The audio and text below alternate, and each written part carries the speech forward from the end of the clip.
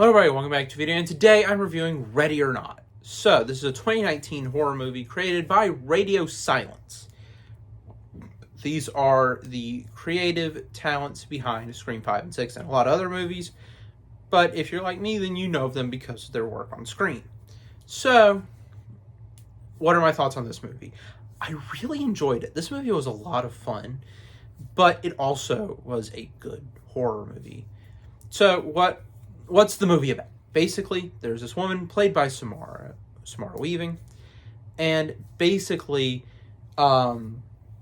she gets married, and then finds out that her new family plays a game whenever someone marries into the family, right? There's this little box thing that you put a blank card into, and out comes a card with a game written on it, right? So she has to play a game. She picks the one game where there's murder. Well, not picks. She draws the one game in which there is murder involved. And she has to survive, right? She has to survive from 12 a.m. to like 6:15-ish. Because the family that she married into, the Ladomises, think that if they don't kill her by dawn, they're going to get killed by the devil. So let's get into my negative. I feel like there's one too many hints that they're actually right. That they actually do wind up getting killed by the devil because they fail to kill Samara Weaving. Now, this is, ironically enough, one of my issues with one of the Scream movies, Scream 2. In reverse, that movie, Scream 2, I feel like could have had one hint that tied one of, without going into spoilers for that movie if you haven't seen it, that tied one of the characters who was using a fake identity to being who they actually are, to being Ghostface, right? Because there's the actual identity to Ghostface feels pretty obvious, but this character to the actual identity doesn't feel obvious. Without going into naming who's who, if you haven't seen that movie.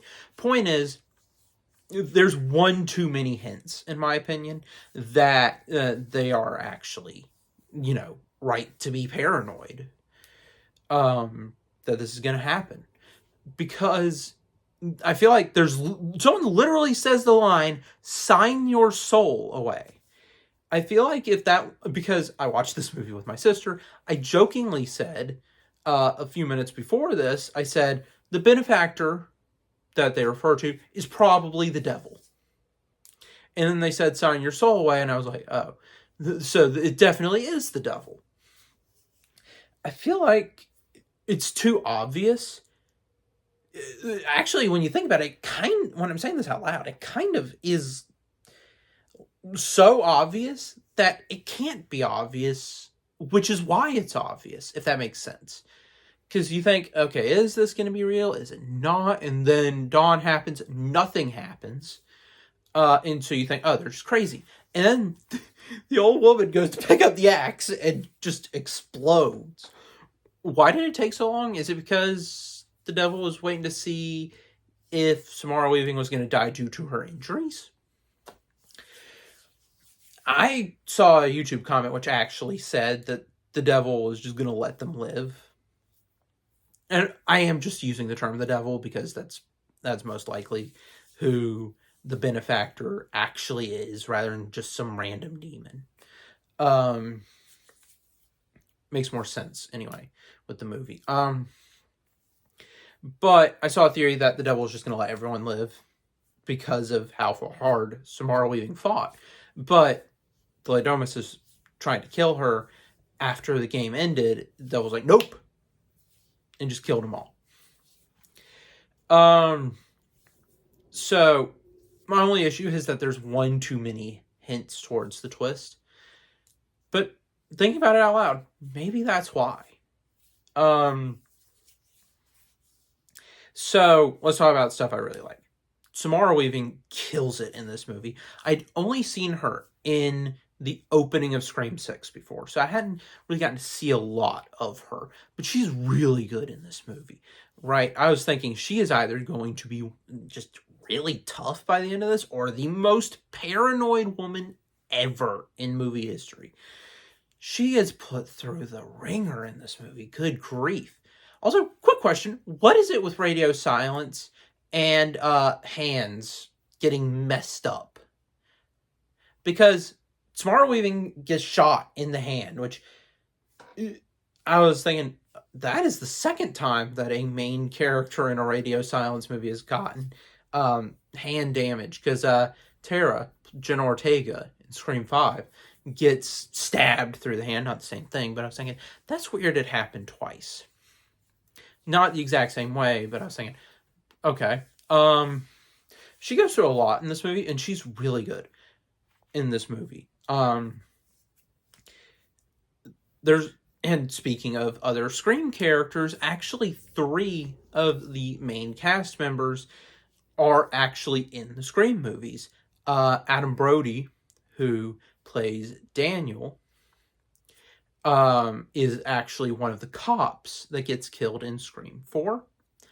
Henry Cervi, I think is how you pronounce his name. I could be pronouncing that last name wrong. He is the psychologist in Scream 6, and obviously Samara Weaving gets killed at the beginning of the movie. So it was cool seeing a bunch of different Scream actors in the movie, or people I know from the Scream movies anyway. I really laughed at the line, "Does the help count?" I don't know why. That line was just really funny to me. Maybe it's because of the way it was delivered. And generally the entire cast was really good in this movie. I thought everyone was cast perfectly in this movie, but Samara Weaving is the highlight, I think, of the cast. The mansion, right, is a terrific location, and I didn't realize it when I was watching it. That's actually where a lot of the Xavier mansion in X-Men is shot. So that's pretty cool. I know there's a lot of rambling in this video, but this is just full unscripted thoughts. That's what I try to do with my reviews. Overall, I thought Ready or Not is a really good movie. I'm excited to see what they're doing with the sequel, especially with Samara Weaving returning. That's going to be interesting.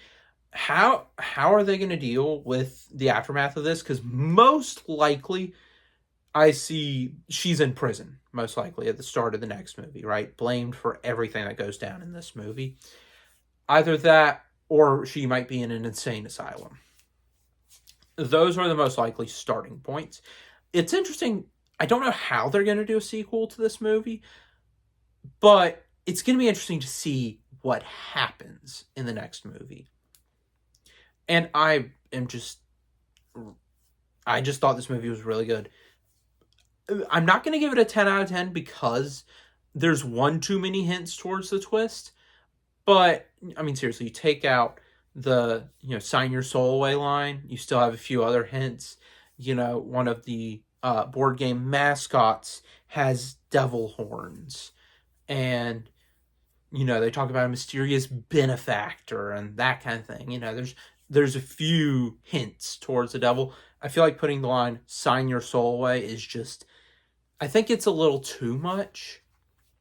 I don't know if that was intended to be a hint towards the ending, but it is. I'm going to give the movie a 9 out of 10. Actually, 9.5. It's a really good movie. I would highly recommend it as well.